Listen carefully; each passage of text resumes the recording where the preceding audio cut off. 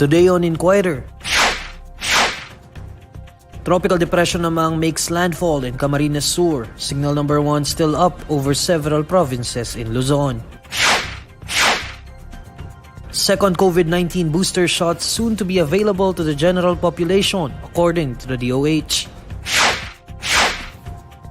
Philippines and United States to conduct joint patrols with like-minded partners in South China Sea later this year. And President Bongbong Marcos and Vice President Sara Duterte receive high approval ratings in latest Pulse Asia survey.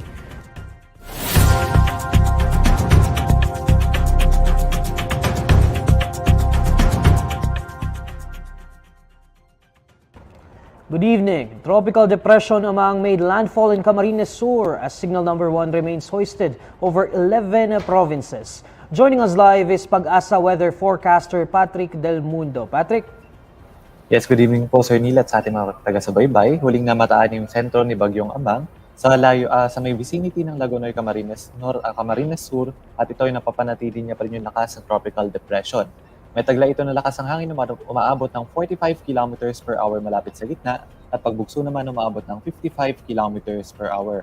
Sa kasalukuyan ay mabagal itong kumikilos kailag ng kanluran at inaasahan natin na bukas na madaling araw ay maaaring nasa vicinity ito ng Camarines Norte. Samantalang bukas naman ng hapon, nasa bahagi naman ng Polillo Island sa may Quezon at pagdating naman ng bukas ng gabi or sa Biyernes na madaling araw ay maaari itong humina into a low pressure area, ngunit makaka-apekto pa rin ito sa may bahagi naman ng Central Luzon.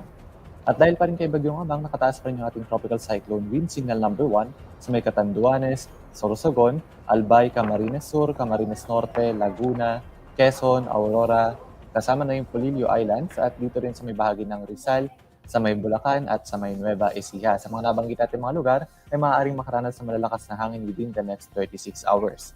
Samantalang para naman sa ating forecast rainfall, inaasahan naman natin na magkakaroon ng mga heavy rainfall sa may bahagi naman ng Camarines Norte, Camarines Sur at sa may Quezon sa susunod na 24 oras. And for the next 3 days naman, makararanas ng malalakas sa mga pag-ulan sa buong Calabarzon, Metro Manila, Tarlac, Pampanga, Bulacan, Camarines Norte, Camarines Sur at sa nalalabing bahagi or sa may southern portion ng Aurora.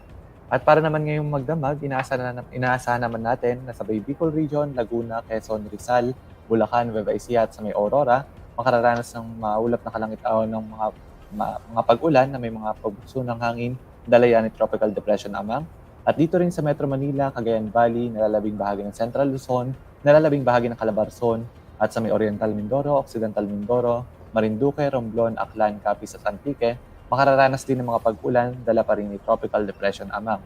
Samantalang sa nalalabing bahagi ng ating bansa, bahagi maulap hanggang sa maulap na kalangitan, na may mga pulupulong mga pag-ulan, pagkilat at pagkulog, dulot naman yan ng mga localized thunderstorms. And so far, wala tayong nakataas na gale warning sa namang baybayin ng ating bansa.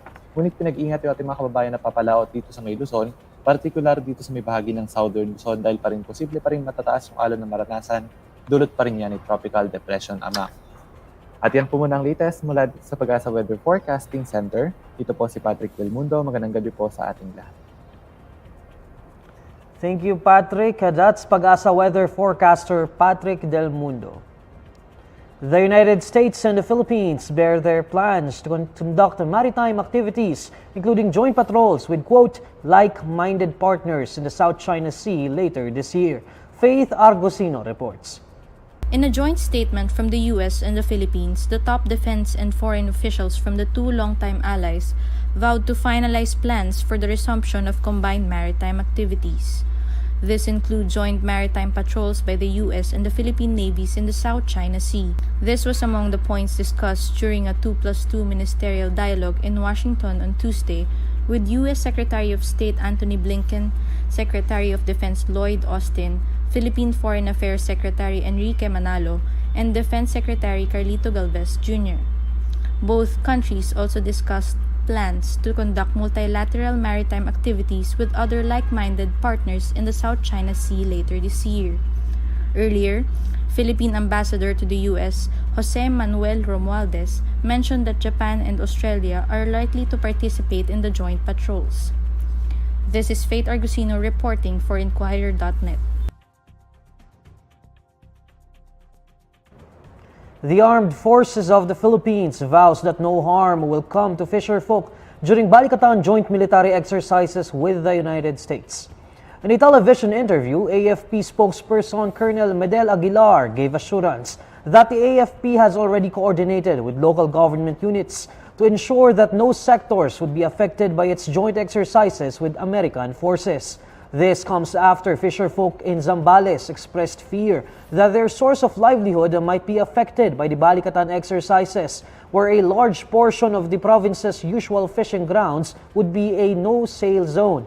Aguilar, however, assures that all necessary preparations and precautions are already in place so that there will be no affected sectors, especially the fisherfolk.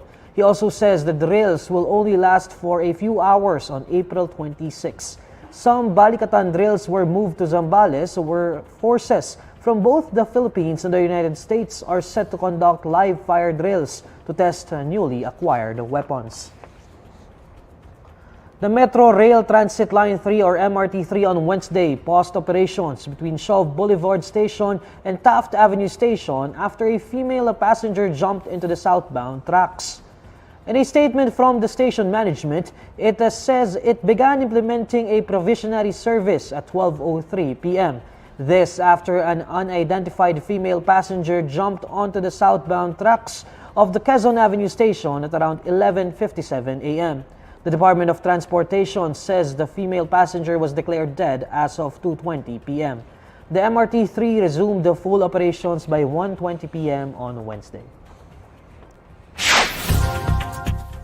Next on Inquirer Today. Second COVID-19 booster shots soon to be available to the general population, according to the Department of Health. President Bongbong Marcos and Vice President Sara Duterte receive high approval ratings in latest Pulse Asia survey.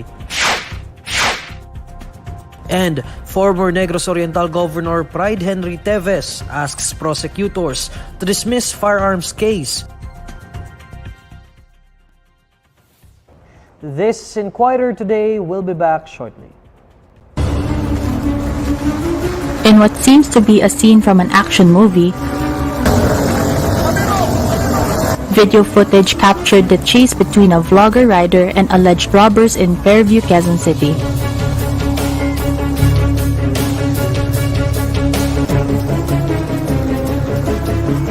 Ako po si Jetlaw, kilala rin nila sa Jetlaw Rider. Nung araw po na yon, April 1, around 8:30 p.m., pauwi na po kami, may umovertake po na sobrang tulin po na motor na yun nga, tatlong magkaangkas. Talagang siningit niya po from may kotse sa tabi ko, siningit niya po sa gitna namin. Yung mismong nakakita ng pang-hold up is yung TNBS rider. Labanggit niya, sir, magnanakaw po yun, magnanakaw. Abulin natin, sabi niya. So hinabol ko na agad, di na ako nagpa-tumpik-tumpik, hinabol na agad namin. Tapos yun nga, yung wife ko, nag-video siya. Nanakaw daw po sa kanya is isang bag na parang backpack na kulay pink. May laman daw pong wallet tsaka cellphone po.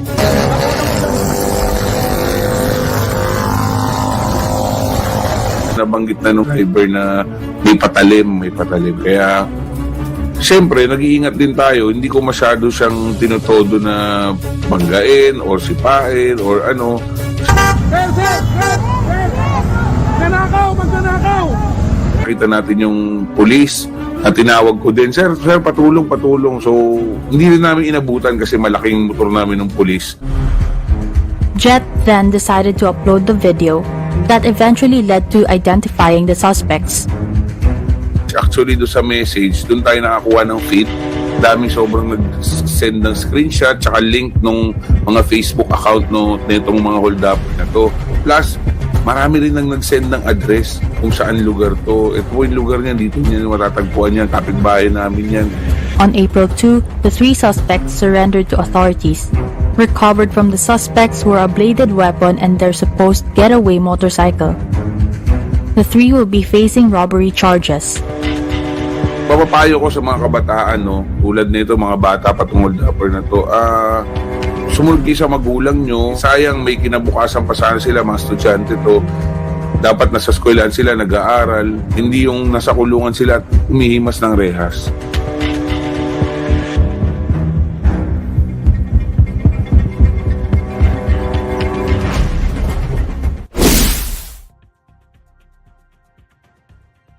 The Department of Health announces that the second COVID-19 booster shot will soon be available to the general public. In a press forum, DOH Officer in Charge Maria Rosario Vergeres says the general population may soon receive the second booster shot once they have released the implementing guidelines. To recall, only healthcare workers, the elderly, and individuals with comorbidities aged 18 and above were previously eligible for the second dose of the booster shot. Batay po sa updated Emergency Use Authority ng Food and Drug Administration at ang positibong rekomendasyon ng Health Technology Assessment Council, maaari na po nating magamit ang ating mga bakuna na meron tayo ngayon upang makapag-second boosters na ang general population or ang ating healthy adults. Kaya naman magpabakuna na po tayo sa pinakamalapit nating vaccination site sa ating local areas.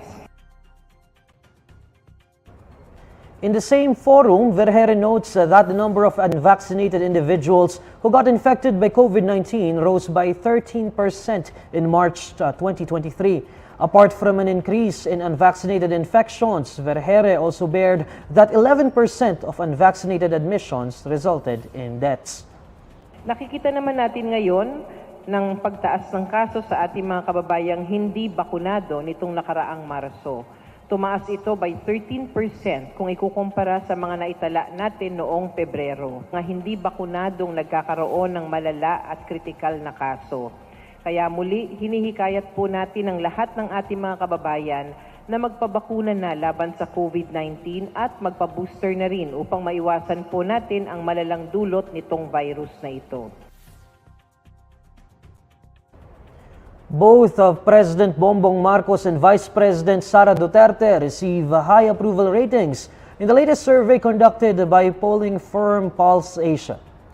Survey results released by Pulse Asia on Wednesday show that 78% of respondents expressed satisfaction with President Marcos's work, while 83% approve of Vice President Duterte's performance. Pulse Asia says the current ratings of Marcos and Duterte are not a big departure from the results of the last survey last November, where the President got an 82% approval rating and the Vice President an 84% rating. Meanwhile, only 5% of the respondents disapproved of Marcos's performance for the first 7 months that he was president. Similarly, only 4% were dissatisfied with Duterte's tenure as Vice President. Former Negros Oriental Governor Pride Henry Teves has asked state prosecutors to dismiss the criminal complaint filed against him in connection with the seized firearms, explosive, and 18 million peso case from the sugar mill that allegedly belongs to him. In a 65-page counter-affidavit submitted on Tuesday, Teves questions the validity of the search warrant issued by the Mandaue court, as well as the manner the search was conducted, giving the impression of a, quote, fishing expedition. One of the requisites for a valid search warrant under the rules of court is the places and items subject to the search. In this case, however, Teves says the search warrant only stated that the subject of the search was the HDJ Bayawan Agri-Ventures Corporation compound. According to him, the HDJ Corporation's property is more or less composed of 51 hectares of land, of which only 10 hectares are enclosed and gated. The enclosed area is the Tolong Sugar Mill or the HDJ compound, while the rest are accessible to the public. Teves believes that the judge who issued the search warrant also failed to conduct searching questions on the applicant, because if he had done so, it would show that he is not the owner of the compound searched. The former governor also says no evidence was presented to show that he has actual or constructive possession and control over the items seized. A magnitude 5.4 earthquake struck Davao Oriental on Wednesday, according to the Philippine Institute of Volcanology and Seismology. FIVOX logged the quake at 10:02 a.m. and mapped its epicenter 145 kilometers southeast of Governor Generoso in Davao Oriental. The earthquake was tectonic and had a depth of focus of 59 kilometers. Intensity 3 was felt in Jose Abad Santos in Davao Occidental. According to FIVOX, Intensity 3 is classified as weak but felt by many people indoors, especially in upper floors of buildings. Alamin naman natin ang mainit na balita sa mundo ng showbiz kasama si Irvin Santiago ng Bandera. Irvin? Hi Neil at sa lahat ng mga kabandera natin all over the universe. Ito na nga ang latest Bandera Chika. Nag-explain ang award-winning actor na si Romnick Sarmenta kung bakit ayaw niyang gumawa ng love scenes at makipaghalikan sa telebisyon at pelikula. Maraming ibinigay na rason ang itinanghal na Best Actor sa katatapos lang na 2023 Summer Metro Manila Film Festival Gabi ng Parangal para sa pelikulang About Us But Not About Us, kung bakit hindi siya tumatanggap ng mga proyektong kailangan niyang maghubad at makipag-sex scene. Ayon sa aktor na mahigit 4 na dekada na ngayon sa mundo ng showbiz, ang una niyang inaalala ay ang makakatambal o ang leading lady niya sa pelikula o teleserye. Hindi raw siya komportable sa pakikipaghalikan at pakikipag-love scene at ayaw niyang may masasabi ang kanyang kaeksena. Pangalawa, naniniwala siya na pwede namang tumayo ang isang eksena kahit walang ipakita na hubad na katawan o aktwal na paglalampungan. Marami naman daw ibang paraan para magawa pa rin ang mga ganong klase ng eksena. Binalikan din ng aktor ang rape scene na ipinagawa sa kanya sa drama anthology ng ABS-CBN noon na Calvento Files na idinirect naman ni Lauren Jogi. Generally, I don't do bed scenes. Alam na alam ni Omar yan. Personally, hindi ako komportable. Ayoko may masasabi kay eksena ko. Pangalawa, sometimes hindi siya necessary ipakita. Sa utak ko, as a storyteller, on my own perspective, in my own perspective, minsan hindi mo siya kailangan ipakita ng graphic or hindi mo siya kailangan ipakita ng actual eh. There are so many ways to execute it na respectful, tasteful, and at the same time, very symbolic, di ba? At yan ang Bandera Chika natin today. Thanks, Neil! Maraming salamat, Irvin. And these are the stories you need to know today. I'm Neil Mercado. Catch Inquirer Today live weekdays at 6 p.m. Follow INQUIRER.net on Facebook, Twitter, YouTube, TikTok, Instagram, and Reddit. For more stories, visit INQUIRER.net. Good evening.